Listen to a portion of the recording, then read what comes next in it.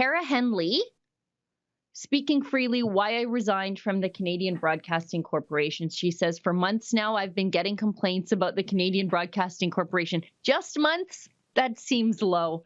Anyways, she worked as a TV and radio producer and on occasion on-air columnist for much of the past decade. People want to know why, for example, this is just so much social justice. People want to know why, for example, non-binary Filipinos concerned about a lack of LGBT terms in Tagalog is an editorial priority for the CBC when local issues of broad concern go unreported. Yeah. Valid question. Or why? Valid question. Yeah, you know what? Fair enough. Or why our pop culture radio show's coverage of the Dave Chappelle Netflix special failed to include any of the legions of fans or comics that did not find it offensive, or why exactly taxpayers, thank you, this is the one, or why exactly taxpayers should be funding articles that scold Canadians for using words such as brainstorm and lame. Everyone asked the same thing. What is going on at the CBC? You know what? Good for her. Little late to the party. But, we were talking about this off air. When these people finally get mugged by reality, I have to put my I told you so's in a sack, throw them away, and say, fine, get over here. Welcome to the club. We all Group hated hug, I CBC guess. for a long time. Yeah, get over here. Yeah. Join the club. It took you a long time. You're a little slow on the uptake, but here you are. I wonder, though, how many people at CBC feel this way. Okay, let's read this. It used to be that I was one of the furthest to the left in any newsroom, occasionally causing strain in story meetings with my views on issues like the housing crisis.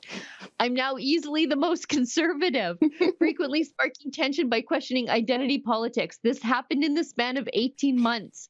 My own politics did not change. Mm-hmm. That seems I know about that right. feeling. Mm-hmm. Yeah. There's a lot of people who are like, I thought I was a liberal, but they keep telling me to shut up. So maybe I am a conservative because you're the only people who will let me talk. And apparently she feels that way.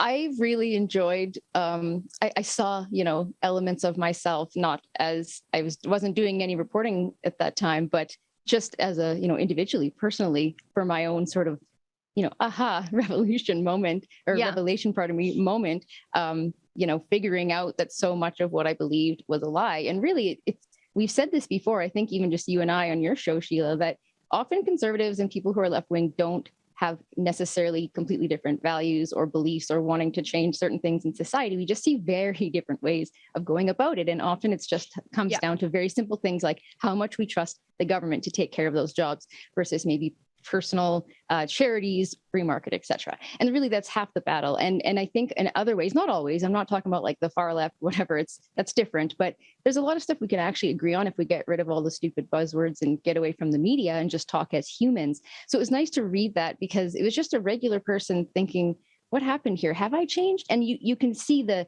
going back and forth, like, is it me? Is it them? Is it me? And I went through that too. It's a gaslighting thing. You go through it where you're questioning your own sanity because these people are telling you that you're bad, right? And when you do finally come to it, interestingly enough, it was CBC that really red-pilled me as well. There was a couple of things. It was a slow, I call it a slow time release pill that I took for the red pill. But there was, moments of aha epiphanies. And one of them was Trump.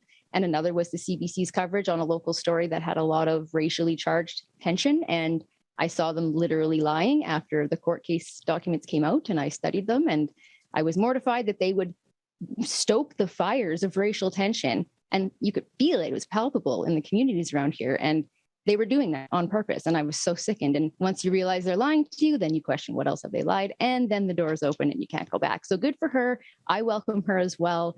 No hard feelings because I only came to the light in 2017, 18 over that sort of process. So it happens. Yeah.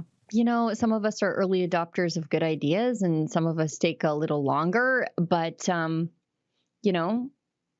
sometimes it is true. There's a healthy dose of gaslighting when you are in the situation surrounded by true believers. And you have that like Principal Skinner moment when it's like, am I out of touch? No. It's the kids who are wrong. There's a little bit of that happens to people. And good for her, because it is really easy when you're in sort of the pressure cooker and everybody around you believes these things.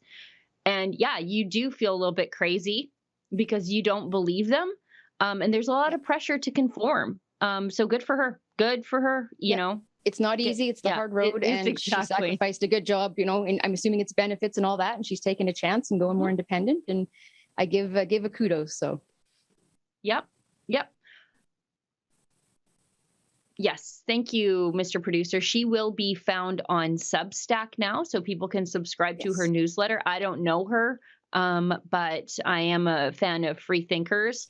And so you can find her Substack and subscribe to it, and you can support her that way as she makes her journey from the far left to, I don't know, she's probably still far left as far as her politics classical go, liberalism. She believes in free speech and free thought, and that's all I care about, really.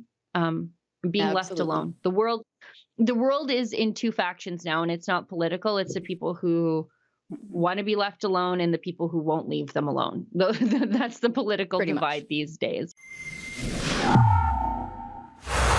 Oh, hi. That was a clip from our Rebel Daily Livestream. It's hosted Monday, Wednesday, and Friday by the big boss man, Ezra Levant, and Tuesdays and Thursdays by me, Sheila Gunn Reid, and my good friend, David Menzies. On the live stream, we talk about the news of the day, we show some videos, and we interact with our viewers at home. We stream at 12 noon Eastern, 10 Mountain. You can find us on YouTube, Rumble, Super U, and Odyssey.